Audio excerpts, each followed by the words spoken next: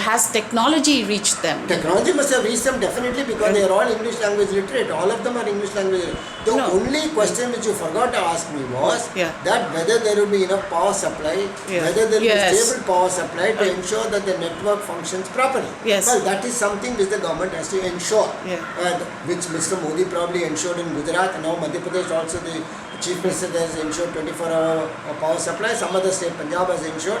So all the state Chief Minister will have to ensure 24-hour power supply, which is very, very important for a network of the entire country to work satisfactorily.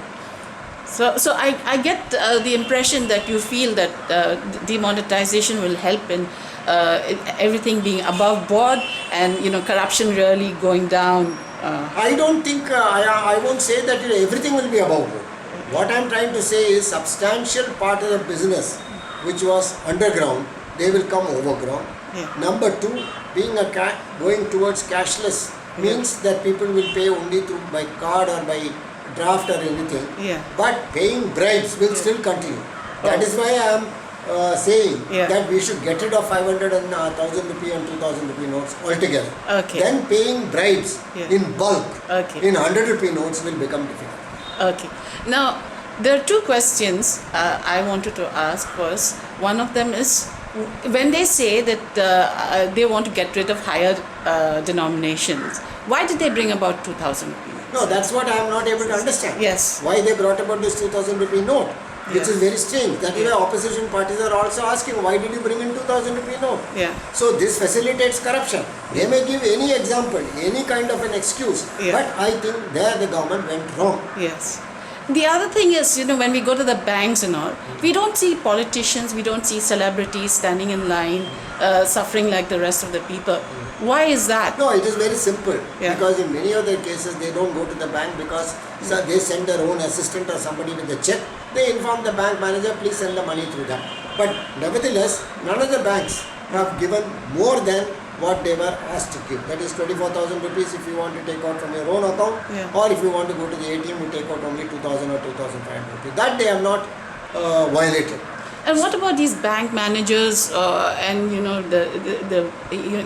we keep hearing about bank managers being arrested? Yes, that is a very sad thing. Has it been a boon for them? Yes. It's a sad thing that the bank managers have been in collusion with these racketeers, and they should all be sent to jail and sent out of service immediately.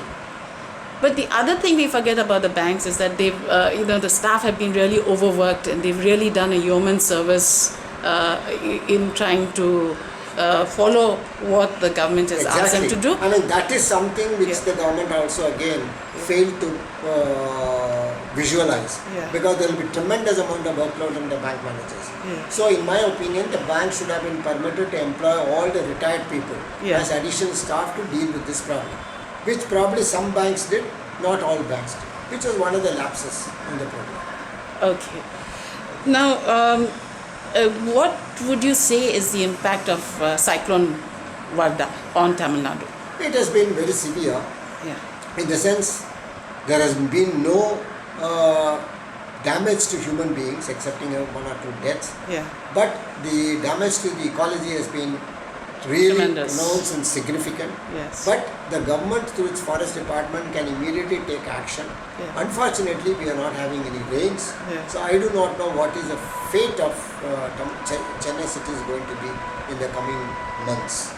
So where do you think we'll get the water if we have a drought situation? We are unlikely to have any water supply. I think people will try to take water from wells in the neighbouring villages. There is going to be scuffle. Farmers have already said they will not allow water to be taken out and supplied to the cities. Maybe the city folks will have to find their own ways of getting water. They may have to migrate also. This happened, I believe, long time ago.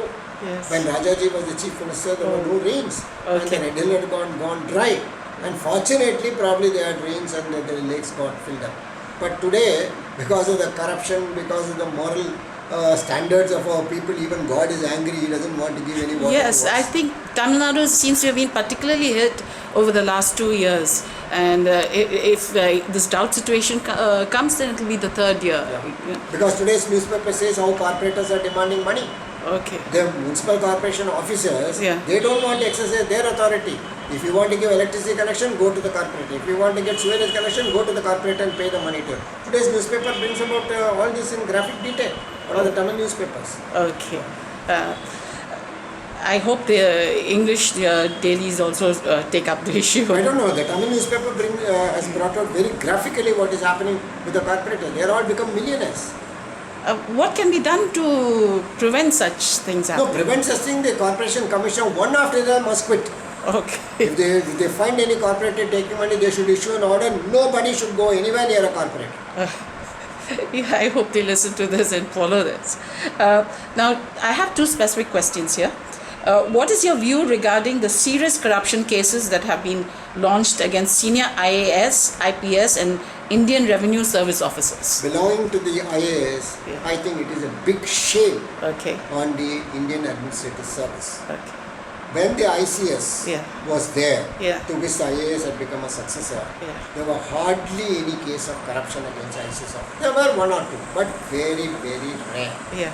Now, after the 1980s, Yeah. the number of IAS officers being booked for corruption has increased manifold. Yeah. In my time, that is, I belong to 1962 batch, Okay. and I served in Madhya Pradesh for more than 20 years. Yeah. I never heard of an IAS officer being corrupt or being taken in for questioning Okay. on the grounds of corruption.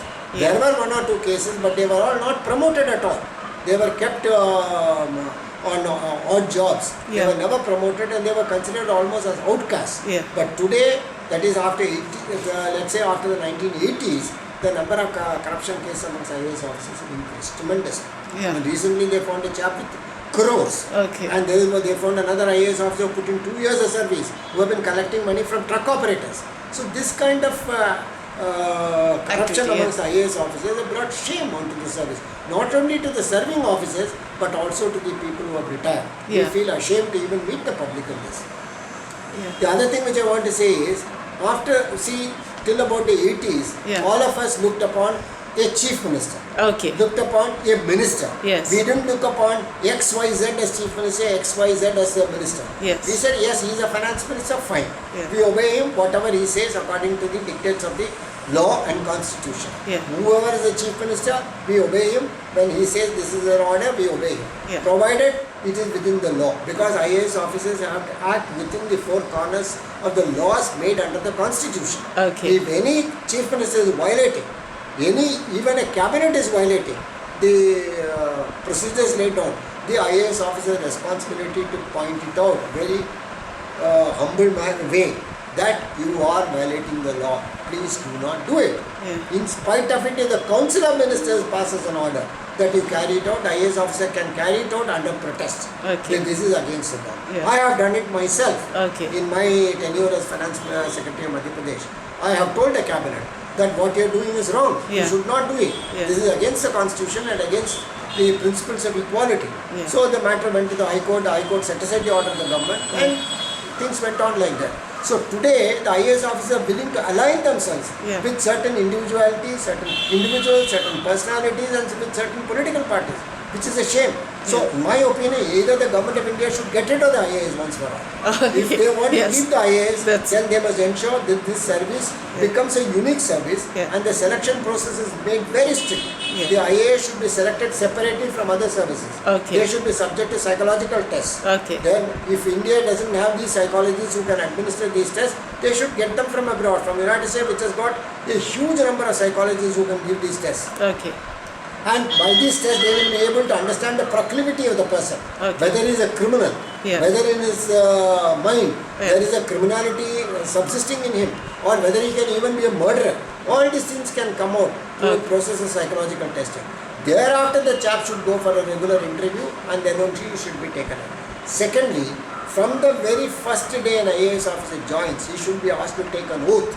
One oath of the Constitution, under the Constitution, another oath he shall not, Yeah. under any circumstances, whatever may happen to himself or family, will ever touch a penny as a bribe. I hope these things come about, because it shouldn't remain in the realm of utopia. Yeah, it seems to be utopia now, Yeah. but there are, for example, if you take the senior executive service in the United States, you will not hear of people being corrupt. Okay. Yeah, because everything And thirdly, seems, thirdly, I would like to tell you, Yeah. when an IAS officer, IPS or foreign service or forest service officer is caught, yeah. with assets disproportionate to its known sources of revenue, the government should amend Article 311(3) of the Constitution, must add a proviso that he shall be forthwith removed, he or she shall be forthwith removed from the service. Yes. Thereafter, the man should defend himself in the case, which should be specially constituted to try only these offences against all India service officers, and if he is able to prove that the sources of revenue by which he acquired his other, then he can come back to service, otherwise he stands dismissed. Unless its constitution is amended to remove the officers, the moment you detect assets disproportionate to sources of income, then only people will be afraid of taking money